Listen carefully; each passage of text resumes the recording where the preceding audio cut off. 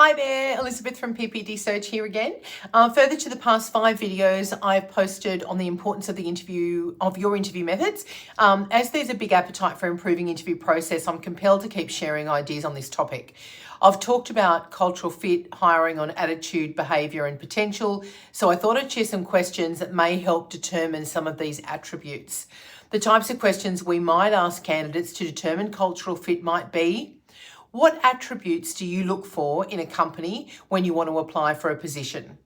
This may determine if the candidate's personal core values are in alignment with the company's. The next one is, what does your ideal role look like? Elaborate on the type of environment in which you would function with enthusiasm and contribute positively to our team. Will the team and environment suit the candidate's needs? The next one is, describe a challenging situation you have faced recently at work and how you tackled it.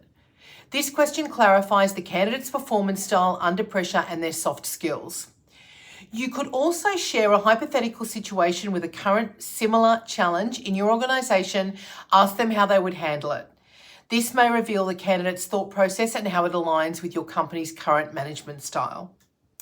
As you get to know candidates through the interview, let them volunteer personal information.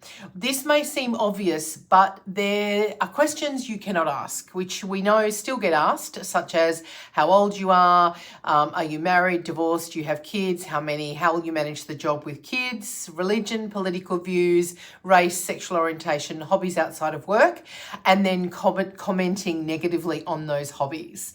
No doubt you can see how this would really reflect negatively on the candidate experience, and it's also got no bearing on whether they can do the job. The next factor we need to consider is what the interview process will look like. You need to know this up front. It's usually asked, and if you can't answer it, candidates see you as disorganised and that the process is not important and therefore they are not important to you in the organisation. Examples to consider might be, how many interviews will there be and who with? You need to keep it consistent so it's easier to measure everyone against the same criteria so you can compare candidates. What needs to be assessed in the interview and who will be involved? The primary carer, who's the direct hiring manager, has the biggest influence on hiring and success, so they should be involved at every step. Do not rely on others to do this work.